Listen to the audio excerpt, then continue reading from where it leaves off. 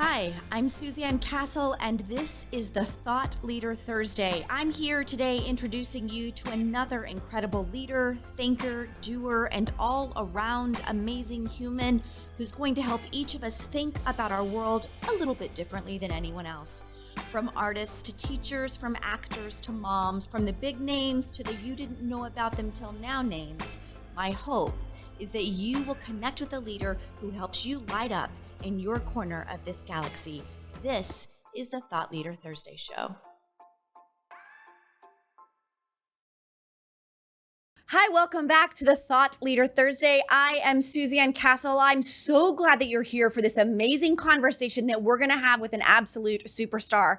Hang on to your seat to something because she is going to rock your world. On the last episode, if you caught it, we had Heather Tolley Bauer, who is a comedian. She is a cancer survivor. She's had cancer multiple times. And because we are taping this in October, you're watching it in October, and Breast Cancer Awareness Month is something that is near and dear to many of our hearts. From the biggest brands on the planet to the NFL to each one of us, there is a story about someone we know that is a survivor. And I am honored to have on the show today a two-time breast cancer survivor, but that's not her only story. So let me tell you a little bit about this marvelous guest. So she's an ex-BBC journalist and inspirational speaker by the name of CJ Grace. She's the author of a humorous self-help book called The Adulterer's Wife, which was How to Thrive, Whether You Stay or Not.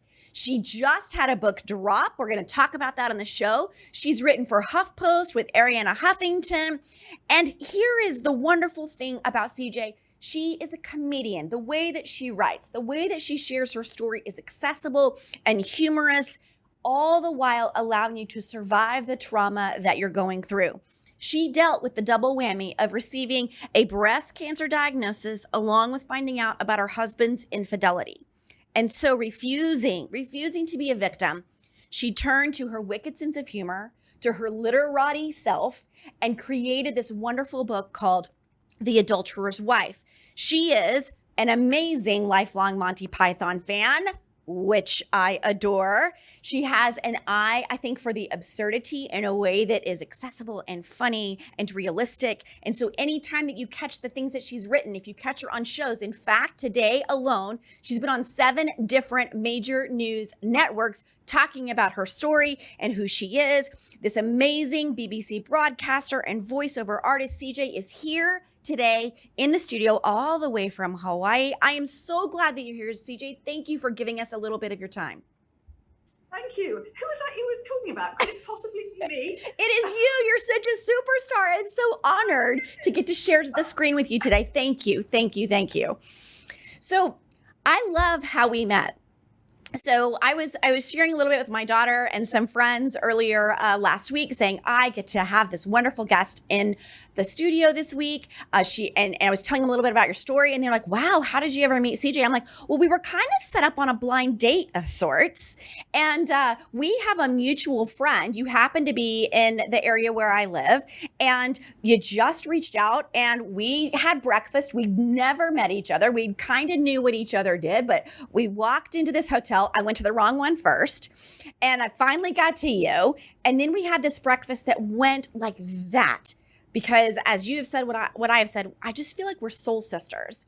And our journeys are very similar in some ways, different in others. And I think that the way that you have told your story, from your adventure seeking to how you help women to really walking through your own trauma and getting on the other side of it, all with the sense of this is not what's going to define me. I decide what defines me, really drew me to you and your work. And just a couple of days ago, your newest book dropped called My Wild Ride, How to Thrive After Breast Cancer and Infidelity. And there are a lot of cancer books out there, CJ. So I'm curious, what makes yours different from all of the other things that we can buy right now? Well, yes, there are a lot of cancer books out there, but I don't think there's another one that combines infidelity with breast cancer. And sadly, one often follows the other. You have the stress of infidelity that can lead to financial stress, because if you have a divorce, you're Right. going to end up with, if you're lucky, half of what you had before. Yeah. Then you've got the potential of moving out of your home, which is a huge stress. Right. And then the biggest stress is the breakup of your marriage or the damage to your marital relationship. And that is like a bereavement. So tons of studies show that stress creates illness, and in particular cancer. And infidelity can be a major cause of stress. Plus, it goes the other way around, because there have been studies that have shown when women are seriously ill, men are much more likely to bail and leave them than the other way around when it's the Wow. men sick. There's a study by Michael Glantz that was done in, I think they did 2 studies, and the follow-up in 2009 showed even starker results. That it was 12 times more likely Wow. for the sick woman to be left by her partner than if it was the man that was seriously ill. You know, we have these caregiver genes maybe as women, so we're more likely to stick by our men when they need caregiving. So it just is borne out in the statistics. That's not to say that every man is going to leave his wife when she's sick. It's just that statistically it's pretty stark. So in your book, how do you begin to weave those two stories together with statistics, with help, with your own funny, humorous, and hard journey? How are you weaving those stories together? Well, I think humor is really important, because if you've got to laugh to just keep going. Right. And sometimes dark truths are much more palatable when you put humor in there.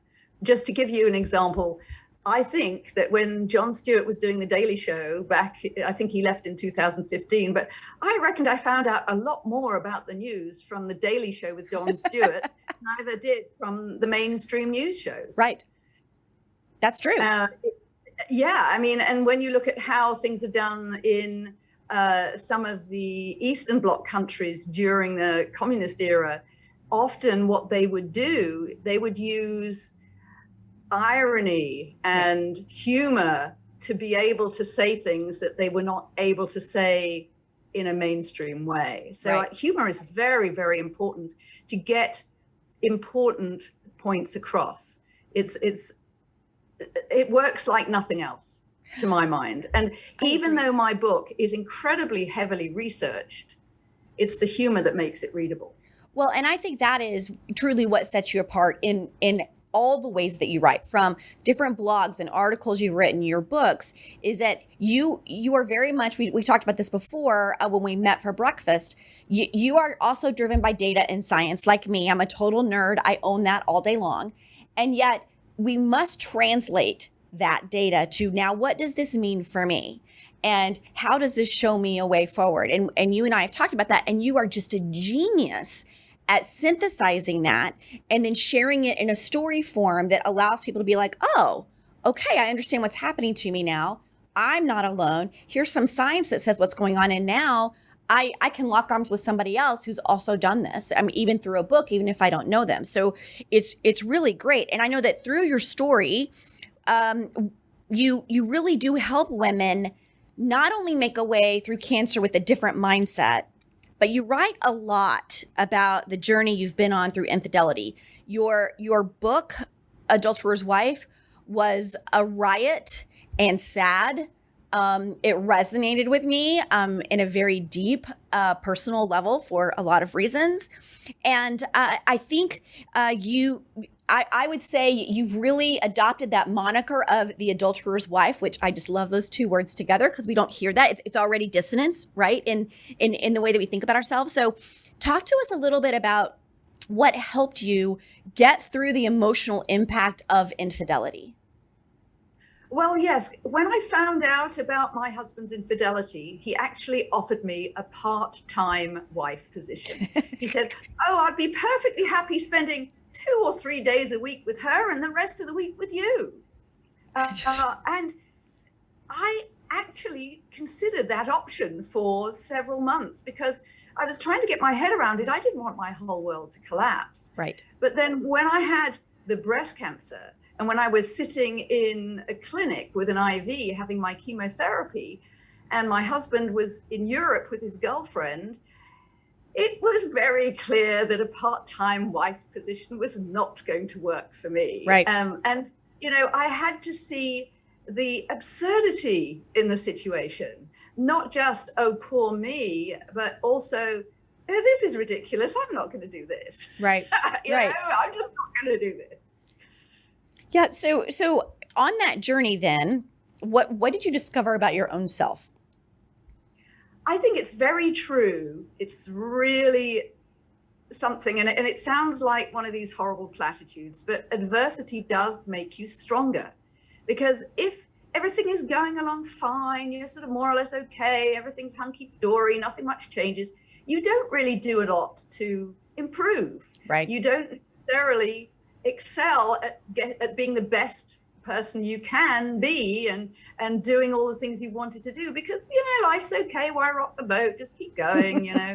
But when you have a huge obstacle or setbacks, as I did with both the infidelity and the breast cancer, it sort of shocks you into thinking, wow, life's short, I better do what I want to do. I can't just pootle along and expect everything to be wonderful, because it isn't wonderful right now. I've got to make it wonderful. Yes. Yes. I don't know if you know, but today when we're taping on the 11th of October, there's a movement to make this day Throw Your Own Party Day. So it's kind of an emerging hashtag. It's my party day.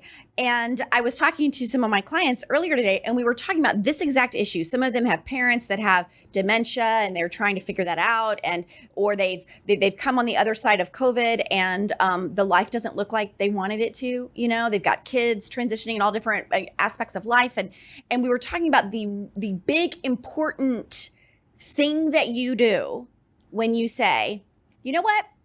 Today I'm going to celebrate me. I'm going to throw my own party. I have made it this far, and I am not going to let all of that define me. It's going to instruct me, but it doesn't have to define me. And now I'm going to throw a party for myself. And I feel like what you have done through your books is really instill that kind of, you know what? There's this sense of this, and it's crummy and it's not great. But you know what? There's another way forward. And today you get to decide, what is joy here and now for me? And what do I want it to keep looking like moving forward? I think you just have done a masterful job. And I want to say thank you for so many women in telling the story. So it is Breast Cancer Awareness Month. And I would love for you to spend a little time giving us some advice that you have from your 2-time diagnosis and coming on the other side. And now you're this big giant media superstar and author, and you speak often. You're in retreat settings and conferences, really kind of enabling this kind of leadership, healthy and healing lifestyle. So I'd love to hear some tidbits that you have for us today. Well, for me, especially as a sort of anal BBC trained journalist, information was power. I really wanted to do the research to make the decisions that sat right with me. So sometimes I did exactly what the doctors advised. Sometimes I did something completely different. I did both conventional and alternative therapy. And I had tons of unsolicited advice, which if you're going to cancer, you're going to get besieged with it, and just do what feels right to you. I mean, I had people who told me, well, chemo and radiation is toxic and doesn't work. They knew I was doing chemo and radiation. And then they also knew other people knew I was doing alternative therapy, and they would say, oh, that's pure quackery. So, you know, I couldn't really please anybody there. And then a key one that somebody told me was, and I won't tell you who it was, I'll let them remain incognito to protect their identity here. You know, the person that shouts at you that you need to relax because the reason why you got cancer is because you're so tense, you need to relax. And of course, we all know that shouting at somebody is a very effective way to relax. So I got all of that. And then I got the food Nazis. Oh, if you don't give up dairy, your cancer will come back. Right. You know, and I'm a Brit. I have to have milk in my tea, and I'm not going to give that up. So there, no OT or soy milk or any kind of namby-pamby fake milk for me.